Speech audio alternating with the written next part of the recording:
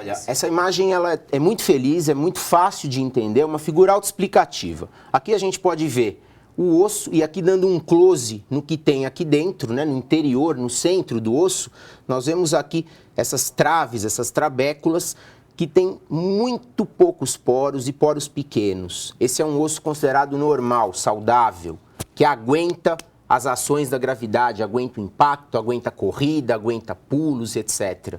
Agora, esse osso aqui do lado direito já é um osso que tem mais poros e poros que vão se juntando uns com os outros. Esses buracos, eles ficam maiores.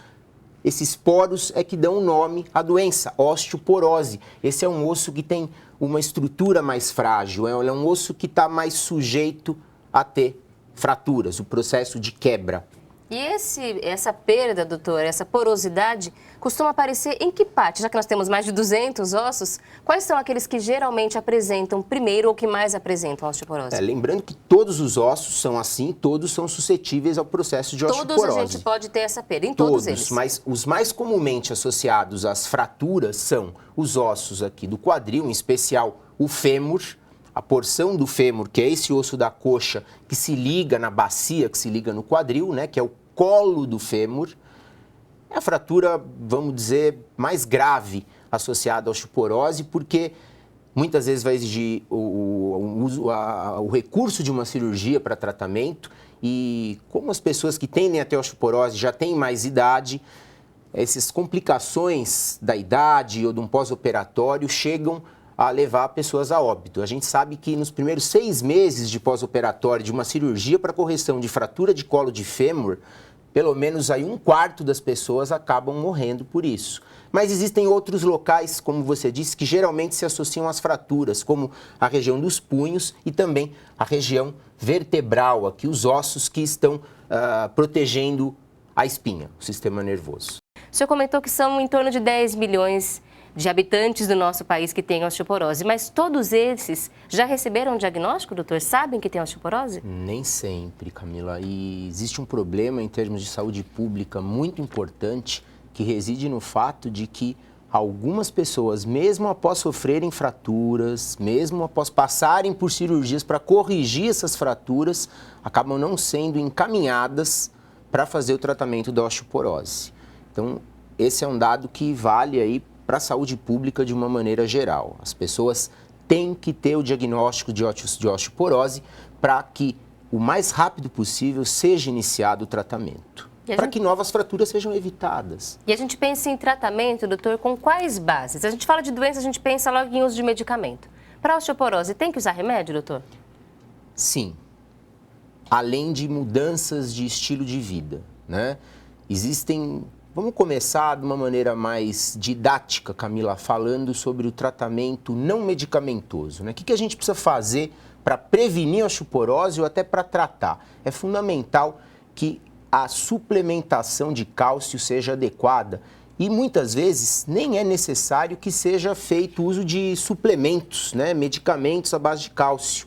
Com uma dieta natural, você pode ter um aporte de cálcio adequado para deixar o osso mais forte, tá? Merecem destaques aí os derivados de leite, o próprio leite, que possuem uma grande quantidade de cálcio elementar. E o que é cálcio elementar, pessoal? É aquele cálcio que o nosso corpo consegue aproveitar, tá certo? É um cálcio que consegue ser fixado no osso corretamente.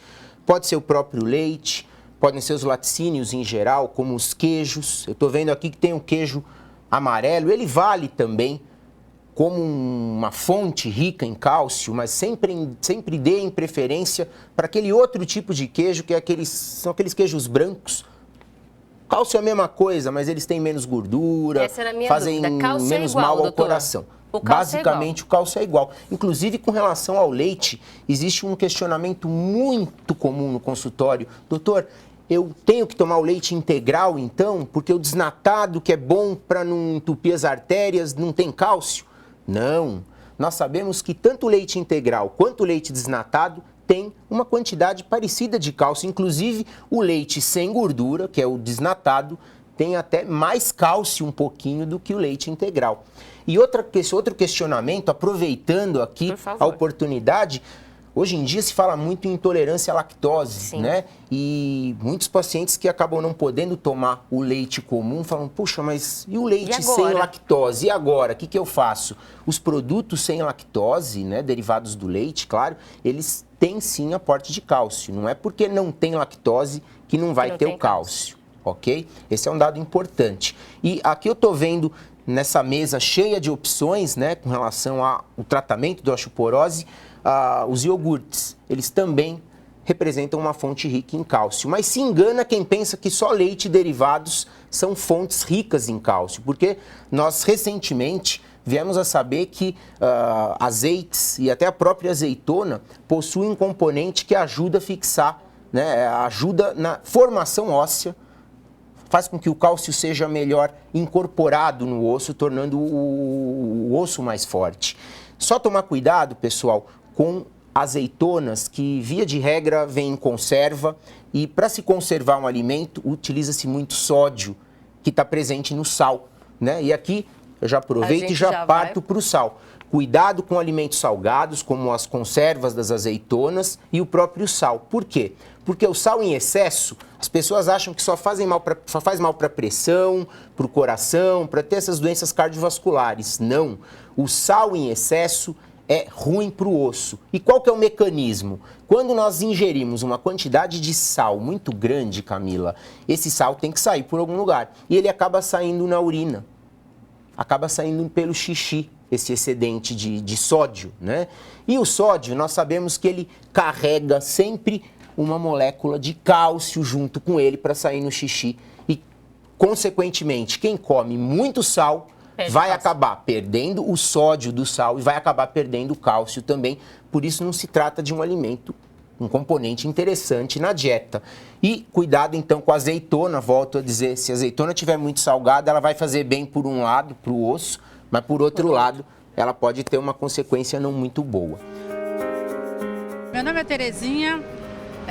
Doutor, eu gostaria de saber se a osteoporose é uma doença só feminina ou afeta também os homens? Dona Terezinha e a todos os telespectadores aí de casa, olha, a osteoporose é muito mais comum no sexo feminino. 4 vezes mais comum, Camila. Para cada 4 mulheres tem um homem acometido. Mas nós homens também podemos ter, né?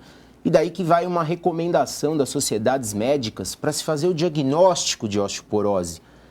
Importante salientar que esse diagnóstico é feito através de um exame chamado densitometria óssea e o que se recomenda é que mulheres, a partir dos 65 anos, devem fazer densitometria óssea. E homens, a partir dos 70 anos, em quaisquer situações. Agora, especificamente no caso de mulheres, que têm mais risco para osteoporose, se elas tiverem aqueles fatores que predispõem ao surgimento dessa doença, elas devem fazer já a densitometria a partir dos 50 anos. Dos 50 anos? Uma vez ao ano, doutora?